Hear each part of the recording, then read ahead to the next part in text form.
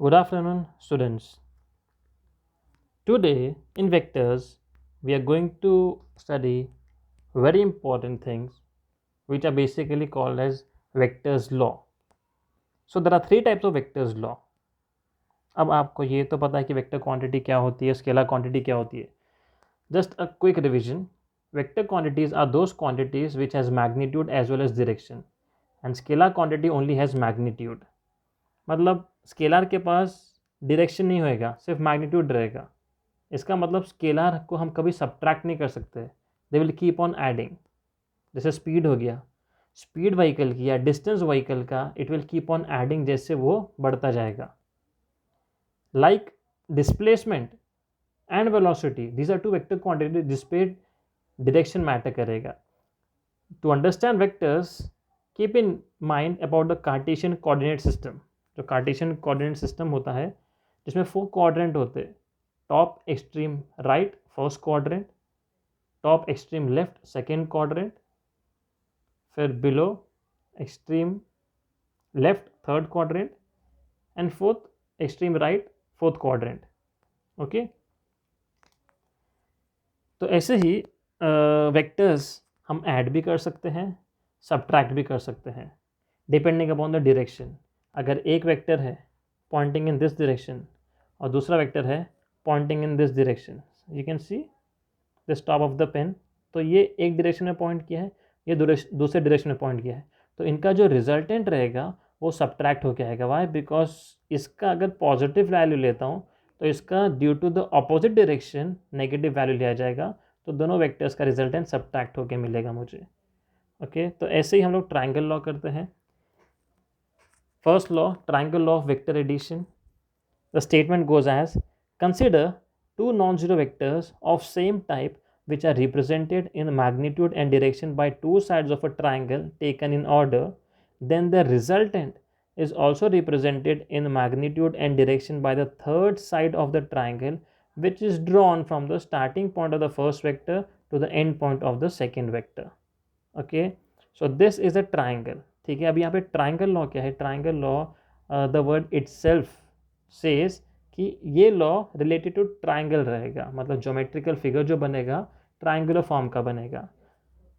तो हमारे पास समझना है कि I have two three vectors and I have to arrange them according to triangle. तो कैसे अरेंज करूँगा?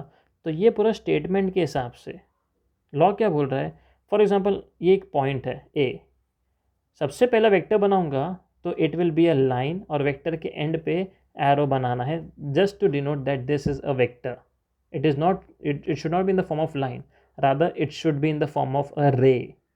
ठीक है, तो ये क्या हो गया? ए पॉइंट स्टार्टिंग पॉइंट था और ए से लेके मैंने स्ट्रेच किया तो पॉइंट बी तक गया. पॉइंट बी एंड पॉइंट है फर्स्ट लाइन का, फर्स्ट रे का, तो वहाँ पे मैंने एरो बना दिया.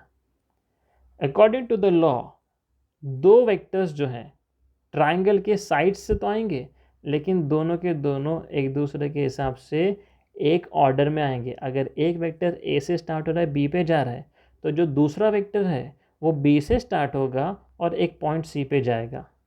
तो इन दोनों का जो रिजल्टेंट है आर, वो पॉइंट ए से स्टार्ट होगा और फिर ज्वाइन करेगा पॉइंट सी पे. Means resultant should be drawn from the starting point of the first vector to the end point of the second vector, तो ये रिजल्टेंट हो जाएगा. अब ये हो गया मेरा ट्राइंगल लॉ. अब इसको नेम कैसे करूँगा? ए बी सी हो गया. सो ज्योमेट्री में हम ए बी कंसिडर करें या बी ए कंसिडर करें, it won't make any difference. But specifically if I am talking about, if I am learning about vectors, if I am writing about vectors, तो मुझे order याद रखना है. ए मेरा स्टार्ट पॉइंट है, बी मेरा एंड पॉइंट है, तो जब मैं ट्राइंगल लॉ अप्लाई करूँगा तो ए बी लिखूँगा, बी ए कभी नहीं लिखूँगा. वैसे ही सेकेंड वेक्टर का स्टार्ट पॉइंट बी है, एंड पॉइंट सी है, तो सेकेंड वेक्टर के लिए बी सी हो जाएगा. और थर्ड वेक्टर के लिए सी ए नहीं होएगा, स्टार्ट पॉइंट ये है और एंड पॉइंट ये है, तो ए सी हो जाएगा. तो ऐसे ही ट्राइंगल लॉ में जो दो साइड्स है, यहाँ पे जैसे लिखा है two sides are taken in order, तो वो दोनों साइड्स को हम ऐड करेंगे, मतलब A B we will be getting added with B C, तो उसका जो रिजल्टेंट मिलेगा मुझे ए सी मिलेगा, जो सेम टाइप का होगा.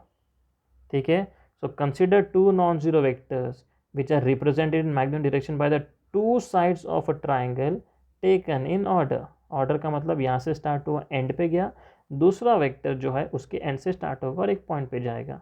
तो resultant starting point of the first vector से बनाया जाएगा to the end point of the second vector.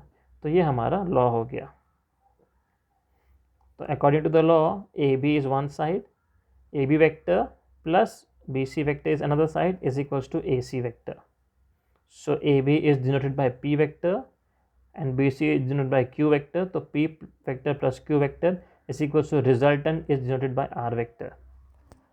अब ये डायग्राम के हिसाब से ऐसा लगता है कि हमेशा जो लॉन्गेस्ट साइड होगा ट्राइंगल का वो रिजल्टेंट होना चाहिए। नहीं, it is not necessary. You can C in this figure. और एक एग्जांपल दिया हूँ। अब ये सेम नेमिंग वाला फिगर है, बस शेप अलग है, ए बी और सी।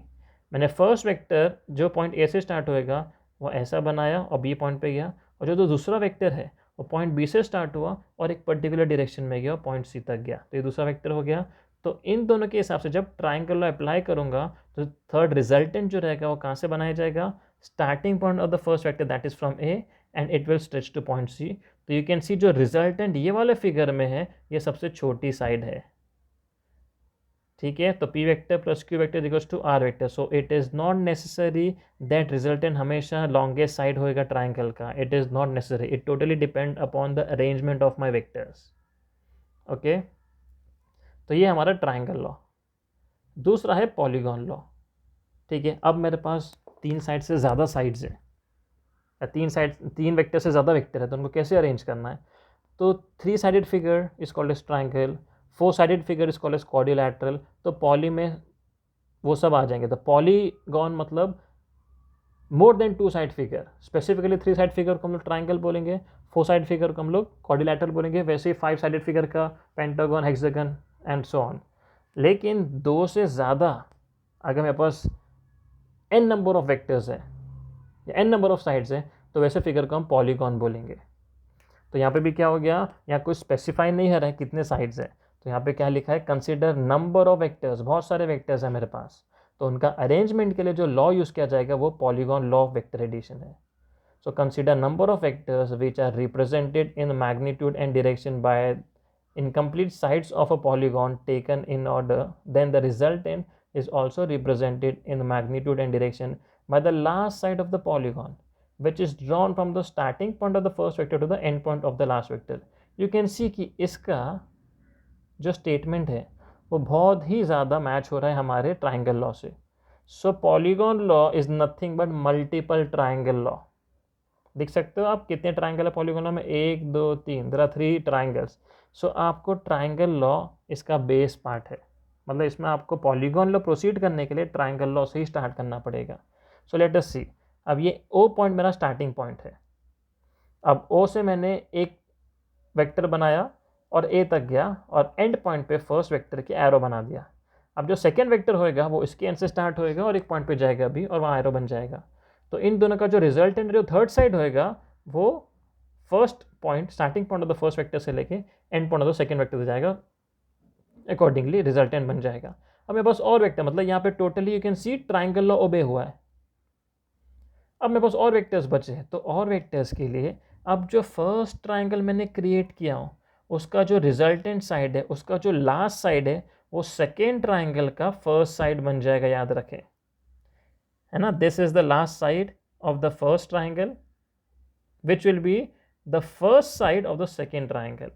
तो ये हो गया फर्स्ट वेक्टर, इसके हिसाब से ये सेकेंड वेक्टर, और इन दोनों का रिजल्टेंट थर्ड वेक्टर जो सेकेंड ट्राइंगल का लास्ट साइड है।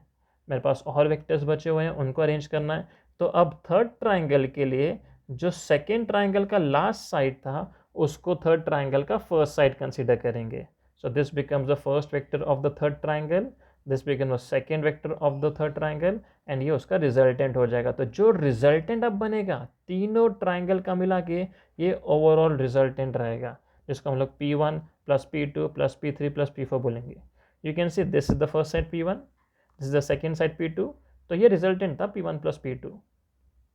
फिर ये और एक साइड आ गई सेकेंड ट्राइंगल की सेकेंड साइड P3, तो इन दोनों का रिजल्टेंट सेकेंड ट्राइंगल का third side P1 plus P2 plus P3। Same goes for another triangle, third triangle, ये उसका सेकेंड साइड हो गया, तो ये रिजल्टेंट साइड हो गया। तो ओवरऑल पॉलीगॉन का ये मेरा रिजल्टेंट साइड हो गया P1 plus P2 plus P3 plus P4 which is denoted by OD. सो ये पॉलीगॉन लॉ है. Polygon law means multiple triangle law you can say.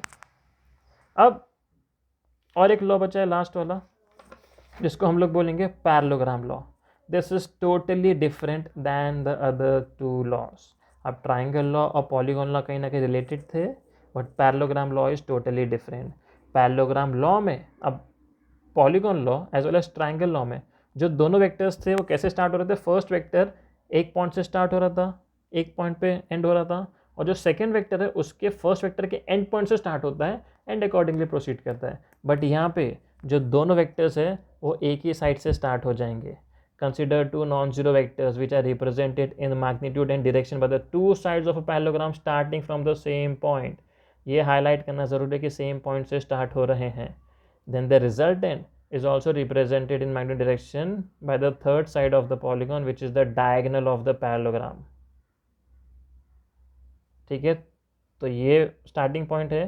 Starting point से एक वेक्टर स्टार्ट हुआ, वही स्टार्टिंग पॉइंट से दूसरा वेक्टर स्टार्ट होएगा, और दोनों का जो रिजल्टेंट रहेगा वो भी स्टार्टिंग पॉइंट से ही जाएगा, but it will be a diagonal of the parallelogram. Understood? Okay, so this will be the figure. ये मैंने कंस्ट्रक्शन किया हूँ, कंस्ट्रक्शन के लिए ये भी कंस्ट्रक्शन किया हूँ, and I have written the construction. Draw BD perpendicular to AD. Now this is parallelogram. We all know the properties of parallelogram. Parallelogram properties क्या है? Opposite sides are parallel and equal to each other. तो जब ये P vector है तो ये भी P vector है, जब ये Q वेक्टर है तो ये भी Q वेक्टर है, और ये रिजल्टेंट वेक्टर है. अब बिफोर रिजल्टेंट जो दोनों वेक्टर्स थे OA एंड OC, दोनों के बीच का एंगल जो था वो थीटा है, थीटा. जैसे ही रिजल्टेंट आ गया उसने थीटा को डिवाइड कर दिया अल्फा में. अब ये थीटा है तो ये भी थीटा होना चाहिए, रीजन करस्पॉन्डिंग एंगल्स. ओके, तो कंस्ट्रक्शन लिख दिए. अब इसके लॉ का इक्वेशन डायरेक्ट नहीं, हमें डिराइव करना है. तो डेरिवेशन के लिए will be mostly focusing on this constructed triangle part. Now among this figure, then how many right angles triangle? Two right angle triangles are there. One is BDA and BDO. अब दोनों के दोनों right angle triangle consider करेंगे. ये पूरा derivation आपको part wise distribute करना है, just to remember, because derivations में क्या, it is a lengthy derivation. तो स्टूडेंट्स यूज टू फॉरगेट कि कौन सा इक्वेशन कौन से स्टेप में लिखना था. तो आप ऐसे याद रखो. पहले पूरा मैं ख़त्म कर देता हूँ आपको समझा के, फिर आई लेट यू नो कि what are the key points to remember this derivation. तो सबसे पहले triangle law. In triangle OAB by triangle law P vector plus Q vector is equals to R vector and angle COA is theta and angle BAD is also theta, corresponding angles. Okay, अब ये जो constructed triangle है, as I told, पूरा focus, most of our focus इस पे किया जाएगा. तो मैं इसको कंसिडर करता हूँ BDA या BAD. That becomes bad. Okay, so ये अगर थीटा है, सो इसमें मैं दो ट्रिग्नोमेट्रिक रेशियोज फाइंड करूँगा, साइन एस एंड कॉस. तो थीटा कंसिडर करके ऑपोजिट अपॉन हाइपोटेनस हो जाएगा साइन थीटा. तो sine theta becomes opposite is BD and hypotenuse is AB. तो वहाँ से मुझे AB क्या मिलेगा?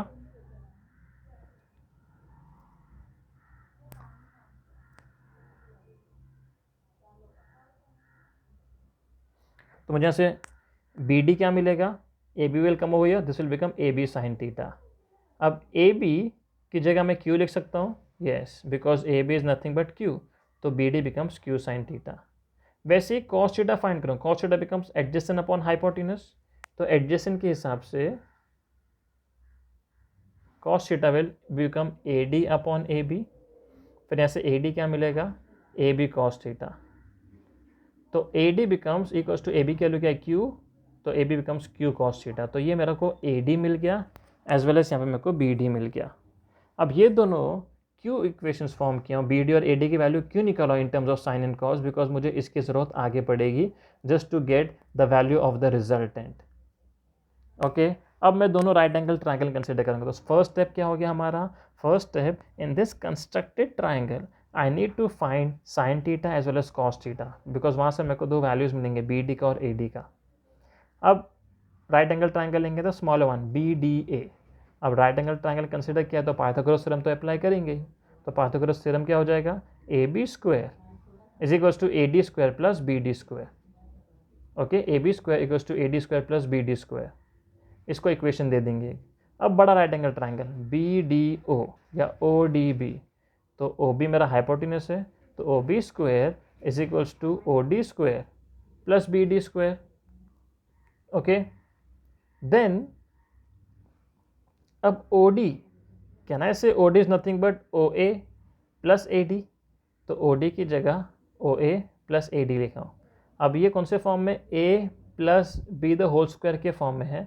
सो इसमें a square plus 2ab plus b square का फॉर्मूला अप्लाई किया जाएगा। So this will ultimately become o B square is equals to o a square plus 2OA into a d plus A D square plus B D square. अब a D square plus B D square क्या है, यहाँ पे देखते हैं equation 3 में A D square plus B D square A B square है, तो instead of this A B square लिखा जाएगा। ओके, अब इसमें क्या कर रहा हूँ, अब ए डी का वैल्यू है मेरे पास, you can see a d from equation 2 is q sine theta. तो अब सबके शॉर्ट फॉर्म, अब ओ बी जो है उसको आर से डिनोट किया हूँ, है ना, ओ ए जो है उसको पी से डिनोट किया हूँ, और ओ सी जो है उसको क्यू से डिनोट करो। सबके शॉर्ट फॉर्म लूँगा तो ओ बी की जगह आर स्क्वायर आ जाएगा, ओ ए स्क्वायर की जगह पी स्क्वायर आ जाएगा, plus 2 remains as it is, o a की जगह वापस पी आ गया, एंड ए डी की जगह क्यू कॉस थीटा आ जाएगा। तो ए डी की जगह क्यू कॉस थीटा और ए बी की जगह Q square. So the equation becomes, the resultant equation becomes R is equals to square, यहाँ पे जाके रूट बन जाएगा P square plus Q square plus 2p Q cos theta. First step क्या था हमारा, in this constructed triangle I will be finding two trigonometric ratios, one is sine theta and the one is cos theta. Okay, और उसके बाद हमारे को second step में क्या करना है, आई will be considering both the right angle triangles first and second, और उनको सॉल्व करूँगा, और उनको सॉल्व करने के थर्ड स्टेप पे मुझे ऑटोमेटिकली रिजल्टेंट का इक्वेशन मिल जाएगा। तो आप ऐसे स्टेप वाइज याद रखो। First step, in this constructed triangle sine and cos find करके, साइन एंड कॉस अप्लाई करके दो वैल्यूज़ मिलेंगे, उसके बाद दोनों राइट एंगल ट्राइंगल कंसीडर करना है, पाइथागोरस थ्योरम लगाना है, और थर्ड स्टेप में दोनों को इक्वेट करना है so that I can get the value of the resultant. अब ये रिजल्टेंट का इक्वेशन हो गया। अब इसके केसेस है डिफरेंट। केस 1 क्या है, हाँ नहीं, उससे पहले एंगल भी फाइंड करना है ना। ये जो रिजल्टेंट था, इसने एंगल बनाया ना, रिजल्टेंट ने क्या किया, ये एंगल को जो थीटा था उसको ब्रेक कर दिया और उसको अल्फ़ा दे दिया नाम। तो रिजल्टेंट ने जो एंगल बनाया वो अल्फ़ा है, तो अल्फ़ा फाइंड करेंगे। तो अल्फ़ा फाइंड करने के लिए आई will be using the third trigonometric ratio that is tan। तो सेम ट्राइंगल कंसिडर करेंगे, बिग वन BOD। तो BOD जब कंसिडर करेंगे तो BOD में tan अल्फ़ा, BOD ये पूरा ट्राइंगल कंसिडर करेंगे।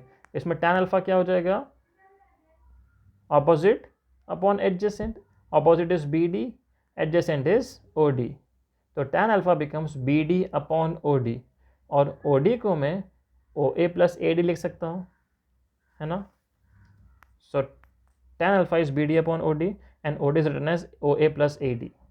अब BD का शॉर्ट फॉर्म है क्यू साइन थीटा, जिसको इक्वेशन 1 दिया था हम लोग ने, P का OA का P से डिनोट किया है, और AD का Q cos थीटा से डिनोट किया है। रिमेंबर वन थिंग, जब भी एंगल्स आ जाएंगे ना तो वेक्टर साइन डालने की ज़रूरत नहीं, वेक्टर्स ऑलरेडी हट जाते हैं जब एंगल डिफाइन हो जाता है वेक्टर के साथ। तो सो tan अल्फ़ा क्या देगा मुझे, Q sine theta upon P plus Q cos theta. tan यहाँ पे आके 1 अपॉन tan बन जाएगा, जिसको हम लोग tan इनवर्स लिख सकते हैं। तो alpha becomes tan inverse of Q sine theta upon P plus Q cos theta. अब इसके केसेस है डिफरेंट। सबसे पहला केस क्या है, if both the vectors are parallel, मतलब जो दो वेक्टर्स का अरेंजमेंट ऐसे था उनको अगर मैं पैरेलली अरेंज कर दूंगा तो कैसे हो जाएगा, ऐसे अरेंजमेंट हो जाएगा पैरेलली। तो जब पैरेलल अरेंजमेंट हो गया तो इनका बीच का एंगल क्या हो जाएगा, बाय डिफॉल्ट 0 हो गया, because parallel lines are those line which never intersect and which can never form an angle. तो थीटा 0 हो गया, तो रिजल्टेंट के इक्वेशन में पुट करूंगा, तो r equals to under root P square plus Q square plus 2p Q cos theta. So r will give me under root of p square plus Q square plus 2p Q cos 0 1 होता है तो हट जाएगा ये, तो under root p q तो r equals to under root of, ये कौन से फॉर्म में, a square plus b square plus 2ab के फॉर्म में है, so this will become a plus b the whole square, square and root cancel, तो r equals to p plus q मुझे मिलेगा। ठीक है, तो जब दो वेक्टर्स पैरेलल रहेंगे इसका मतलब उनका जो रिजल्टेंट आएगा वो दोनों वेक्टर्स का ऐड करके आएगा।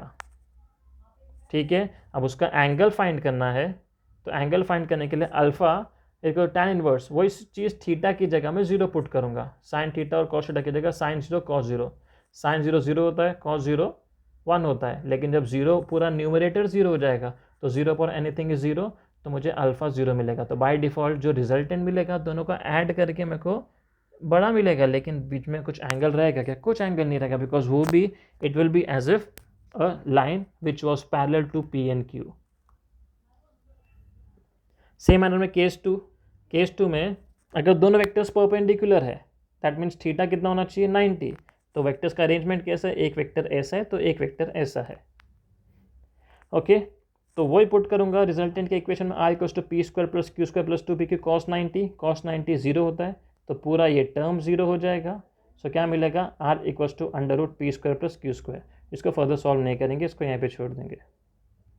और इसी का ही अल्फा जब फाइंड करना है तो alpha will become tan inverse of theta 90 है, परपेंडिकुलर है, तो यहाँ पे भी थीटा 90 जाएगा, यहाँ पे भी 90 जाएगा, तो उसके हिसाब से साइन 90 बिकम्स 1, कॉस 90 बिकम्स 0, तो प्लस के बाद का पार्ट ये वाला पार्ट 0 हो जाएगा, और साइन 90 1 हो गया, तो बाय डिफॉल्ट क्या बचा, न्यूमरेटर में क्यू बचा और डिनोमिनेटर में पी बचा, तो alpha becomes tan inverse of q by p, तो ये अल्फा का हो गया। वैसे ही case 3, if both the vectors are anti parallel का मतलब अगर एक वेक्टर ऐसा जा रहा है दूसरा वेक्टर ऐसा जाएगा, तो बाय डिफ़ॉल्ट एंगल कितना होता है 180 होता है, तो थीटा 180 जाएगा, तो रिजल्टेंट क्या हो जाएगा, r equals to P square plus Q square plus 2pq cos 180 is -1, तो this will become p square plus Q square minus 2pq। तो अब ये कौन से फॉर्मेट में है, a square minus b a square plus b square minus 2ab के form में है, which is nothing but a minus b the whole square, तो स्क्वायर रूट कैंसिल, तो आर क्या देगा मुझे p माइनस q। मतलब जब दोनों वेक्टर्स एंटी पैरेलल रहेंगे तो दोनों का रिजल्टेंट मुझे माइनस करके मिलेगा। अगर ये वेक्टर का 4 यूनिट है और ये वेक्टर का वैल्यू 3 यूनिट है तो दोनों को माइनस, मतलब 4 माइनस 3 करूँगा तो मुझे रिजल्टेंट मान मिलेगा। इसी के लगभग सिमिलर ये चीज़ है, अगर इसका 4 यूनिट लेता हूँ इसका 3 unit, as the direction is same, तो दोनों का रिजल्टेंट ऐड अप होकर मुझे 7 यूनिट देगा, तो इसका अल्फ़ा भी 0 मिलेगा। ठीक है, बिकॉज इसमें अल्फ़ा में रिजल्टेंट कहाँ से ला, रिजल्टेंट ही मुझे एक साइड मिला, तो अलग से एंगल कैसे बनाएगा, वो बना ही नहीं पाएगा, तो इसमें alpha 0। So these are the 3 important vector laws which you need to by heart and understand thoroughly. ये डेरिवेशन है पैरेललोग्राम लॉ का which is very important. Steps याद रखो, सबसे पहला स्टेप क्या है, focusing on this constructed triangle we will find the trigonometric ratio sine and cos, जिससे हमें 2 वैल्यूज़ मिलेगा, AD का वैल्यू मिलेगा और BD का वैल्यू मिलेगा। फिर 2 राइट एंगल ट्राइंगल कंसीडर करेंगे, पाइथागोरस थ्योरम अप्लाई करेंगे, फिर दोनों को साइमल्टेनियसली सॉल्व करेंगे तो मुझे रिजल्टेंट मिलेगा। जहाँ रिजल्टेंट मिलेगा मेरा आधे से ज़्यादा काम हो गया। फिर मुझे angle made by the resultant find करना है, वो भी मिल जाएगा। फिर 3 केसेस है, 3 केस कैसे फाइंड करना है, by depending upon the equation of R and alpha I will be finding the 3 cases. अब वेक्टर्स पैरेलल है, परपेंडिकुलर है, एंटी पैरेलल, उसके हिसाब से तीनों केसेस का रिजल्टेंट भी और उनका एंगल भी है। I hope you are understood students. Okay, take care everyone, goodbye.